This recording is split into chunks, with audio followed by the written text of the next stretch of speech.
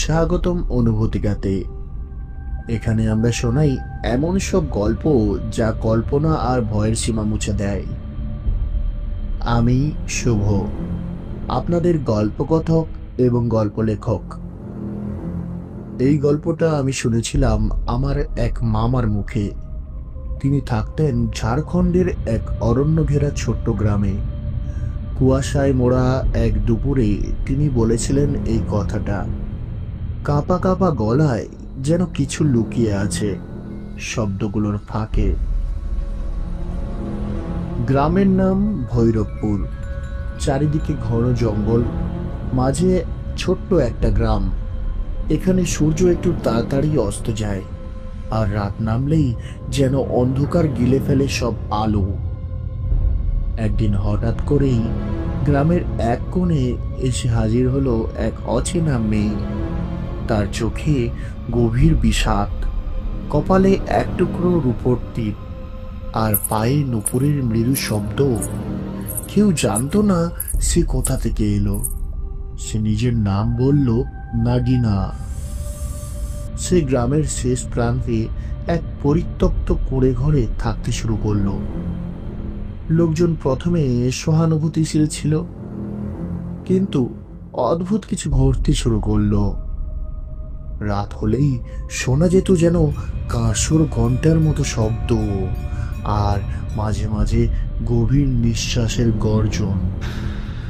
একদিন গ্রামের রাখাল বিজু বলল, আমি দেখেছি রাতে সেই মেয়েটা নদীর ঘাটে গিয়ে দাঁড়িয়ে থাকে, তারপর যেন তার দেহ বদলে যায়। তার পাগুলো সাপের মতো লম্বা আর পিছল হয়ে ওঠে।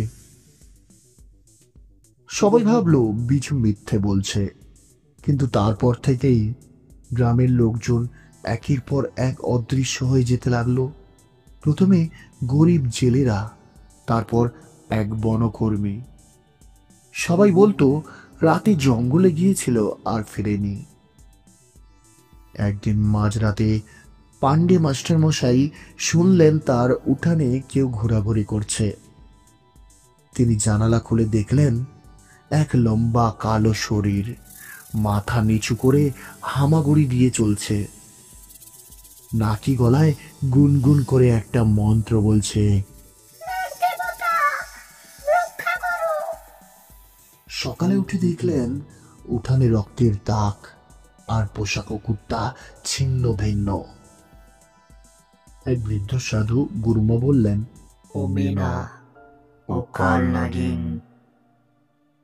500 বছর আগে এই জায়গায় ছিল এক সাপের রাজবংশ। এক তান্ত্রিক তার প্রেমে পড়ে তাকে বন্দি করে, কিন্তু সে প্রতিশোধের শপথ নিয়েছিল। এখন প্রতি শতকে সে জন্ম নেয় কাল নাগিন হয়ে, মানুষ রূপে। গ্রামের তরুণ রবি সিদ্ধান্ত নিল এই ভয়ানক ছায়াকে থামাতেই হবে। সে এক পুরনো তান্ত্রিক মন্ত্র সংগ্রহ করল। পূর্ণিমার রাতে সে গেল নদীর ঘাটে। সেখানে দেখা যেত সেই মেয়েটিকে। রাতের কুয়াশায় দেখা গেল নাগিনা আস্তে আস্তে রূপ বদলাচ্ছে। তার চুল সাপের মতো নড়ছে, চোখ জ্বলছে সবুজ আলোয়, আর জীব লক লক করছে। রবি মন্ত্র পড়তে লাগলো। ওম নাগময়ী কালিকা দৃষ্টি নাশিনী দাহ করো। ওম নাগময়ী কালিকা দৃষ্টি নাশিনী দাহ করো। নাগিনা চিৎকার করে উঠল, আকাশ গর্জে উঠল, আর হঠাৎ বিদ্যুতের ঝলকে সে ভস্ম হয়ে গেল। অথবা সবাই তাই ভাবল। তারপর থেকে গ্রামের চারপাশে কড়া পাহারা বসানো হলো, কিন্তু মাঝে মাঝে পূর্ণিমার রাতে এখনো কেউ শুনতে পায় এক নারীর মৃদু হাসি নদীর ঘাট থেকে। তখন মনে পড়ে যায় একটা নাম,